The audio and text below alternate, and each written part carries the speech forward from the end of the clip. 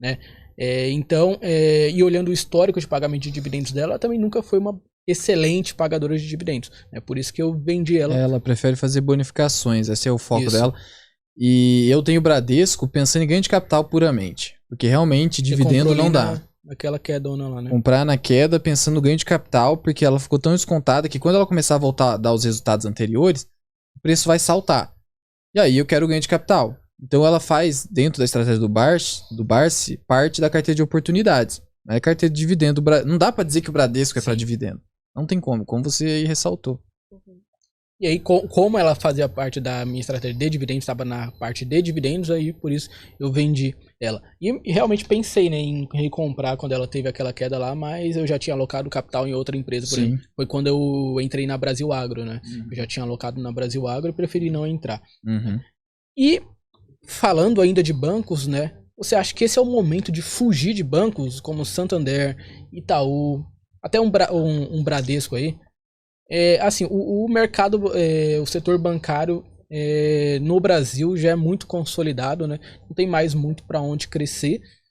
E olhando assim o cenário mundial dos bancos mundiais, né? A tendência é justamente que esse lucro absurdo deles vá caindo ao longo do tempo, né? Até porque chegando concorrência, né? Não só bancária, mas de corretoras, enfim. Você acha que é o momento de fugir de bancos? Olha, depende do banco, né? Vou ali no banheiro rapidinho, pode responder. Depende do banco. Por exemplo, Banco do Brasil ainda vai lucrar esse ano 37 bilhões. Mais um recorde. Então não é um banco que vai ser impactado por toda essa conjuntura. Agora, Bradesco teve todo o problema que eu já falei. De fato, os bancos não vão crescer muito. Se você quer focar pura e exclusivamente em crescimento, realmente, você não tem que ter banco. A não ser alguns bancos específicos, né, como o Banco Inter, mas nem está mais listado aqui, que pode crescer, o próprio Nubank, mas negocia múltiplos bastante duvidosos, talvez o BTG, né, que talvez seja um dos únicos bancos que possa ainda crescer, tomar fatia de mercado aqui no país, mas se você quer focar em crescimento, realmente não faz sentido ter bancos, tá? Agora, se você quer focar em dividendos, existem alguns bancos que pagam muito, como, de novo, o Banco do Brasil e até o Santander. Então, os bancos eles servem para te remunerar a título de dividendos, não para você conseguir valorizações consideráveis. Então, de fato, não há como esperar os bancos crescer. Na verdade, eles vão perder fatia de mercado ao longo do tempo.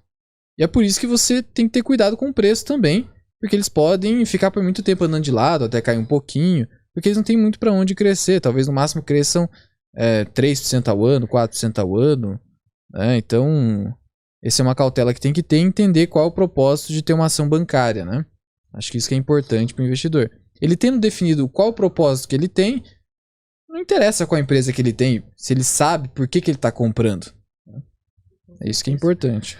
Me veio à mente agora que o Barsi, ele fala que não investe no setor de varejo, ele não gosta do setor de varejo. O que você acha sobre o setor de varejo? Foi um dos passos, né, que eu coloquei lá no vídeo para você se proteger de armadilhas do mercado. Varejo, primeiro ponto. As margens do varejo são apertadíssimas, de tal modo que você via Magalu com juros baixos, com uma margem líquida. Quem não sabe, margem líquida é você pegar o lucro líquido e dividir pela receita líquida e multiplicar por 100. Você chega na margem líquida. Significa o quê? Se uma empresa ela tem como receita R$100 e lucra 2, ela tem uma margem líquida de 2%. Sim. Né? Ok. A margem líquida de Magalu já chegou no máximo ali a 4%. Só que atualmente, com a margem muito apertada e as despesas com juros aumentaram, a companhia está operando com margem líquida negativa, ou seja, tendo prejuízo. Então ela está operando com -1, -2. Por que isso acontece? Primeiro ponto é o aumento dos juros. Segundo ponto, um setor ultra competitivo, não existe vantagem competitiva entre empresas do varejo. Por quê? Porque elas vendem um produto comoditizado. A única diferença é o preço. Para você ter um preço melhor, você tem que apertar ainda mais a sua margem. Sim. Então, são empresas que dependem muito de a economia dar muito certo. E no Brasil, onde a economia raramente dá certo, precisamos reconhecer, como que você vai investir no varejo? Se depende exclusivamente de uma economia pujante. com um setor ultra competitivo em que, se você demitir o seu melhor funcionário amanhã, ele abre uma empresa que pode concorrer com você, porque é só vender commodities no geral, você só ganha pelo preço. Então, eu não consigo ver atratividade no varejo, em especial o brasileiro. Não tem como enxergar essa atratividade, justamente porque o Brasil é marcado por juros altos. Tem um histórico de falência de várias empresas. Ricardo Eletro quebrou recentemente, né? Americanas nem se fala. Vai quebrar, não tem jeito. Não tem como ela sobreviver operacionalmente do jeito que ela tá. Espero que eu esteja errado, mas não dá pra enxergar uma recuperação da Americanas. E também quando ocorre um caso com Americanas, ela perde completamente a credibilidade. Qual banco que vai querer emprestar dinheiro pra ela? Qual investidor vai querer investir nela? A não ser pra especular, né? Verdade. Então é difícil enxergar essa recuperação.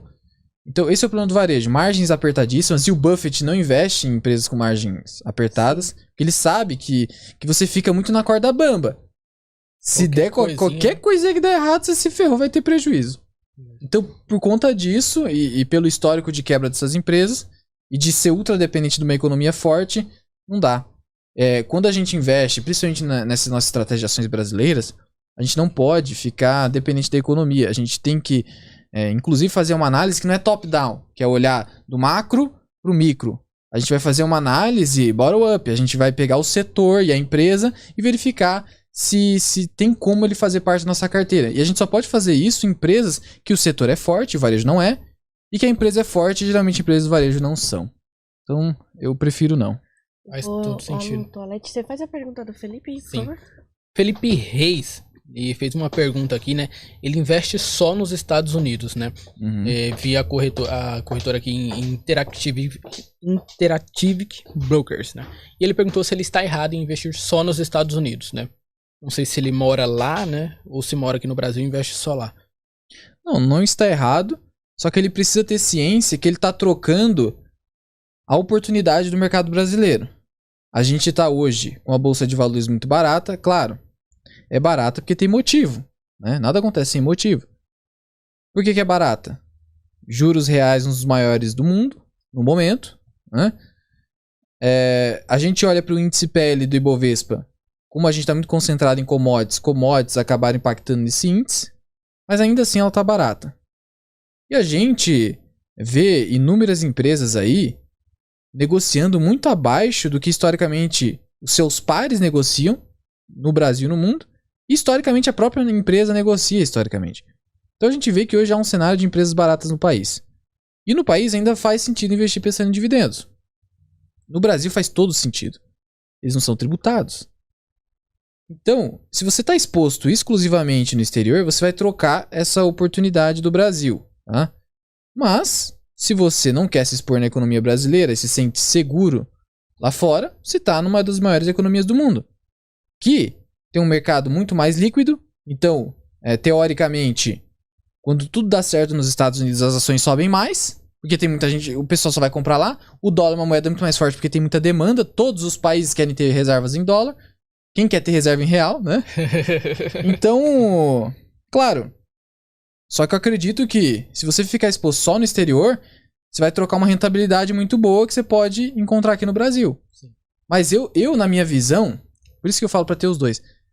Isso aqui é teoria minha, tá? Mas se o Barça tivesse investido no exterior, ele seria mais rico do que ele é hoje. Se ele tivesse diversificado também no exterior. Desde quando ele começou. Se a gente olha, qualquer ETF brasileiro, se você pega IVVB11, a performance que ele teve com o dólar, né, com a cotação do dólar, foi 4 vezes maior que o Ibovespa nos últimos 10 anos. Dá pra comparar, né? Então é importante ter exposição no S&P também. Sim, concordo. Mas não exclusivamente, porque senão você está trocando um potencial da economia brasileira crescer muito, as empresas aqui serem negociadas a múltiplos ridículos. Isso pode em algum momento ser ajustado. Eu penso assim, né? Se você mora nos Estados Unidos, no exterior, até faz sentido. Você mora lá, então você ter seus investimentos lá, né? Mas se você mora no Brasil e ter todos os seus investimentos no exterior, na minha visão, não faz muito sentido, por conta que em algum momento, quando você for viver de renda, você vai ter que trazer esse patrimônio para cá.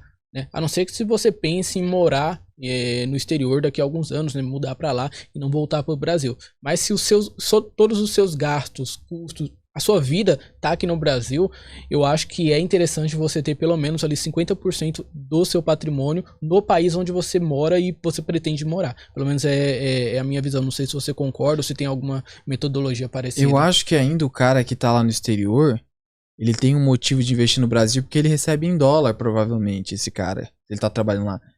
E você compra hoje uma ação da Petrobras, que vale 20 e poucos reais, você não paga nem 5 dólares. Ele tem uma motivação muito maior, né? Tipo assim, o cara com Petrobras no Brasil vale, eu não lembro agora, 400 bilhões. Em dólar o cara compra por 70, 75 bilhões. Então não vale nada. Você tem uma moeda, você tem um poder na tua mão de investir no Brasil, pelo menos uma parte, que você tem uma moeda muito mais poderosa. Verdade. Então eu acho que isso também faz sentido. Ah, mas aí, Luan, eu pretendo morar a minha vida inteira nos Estados Unidos, depois eu vou ter que fazer o câmbio, né? Vou ter que... O dividendo que eu recebo em real eu quero transformar em dólar. Mas aí, assim, se você hoje está comprando bolsa muito barata, você está criando um dividend yield cost muito, muito interessante. Quando você quiser começar a extrair os frutos da bolsa, você vai estar recebendo um dividendo tão grande que, na minha visão, pode compensar essa tacada, digamos assim. Sim. E a diversificação é importante, que a gente não pode prever o futuro, né, cara?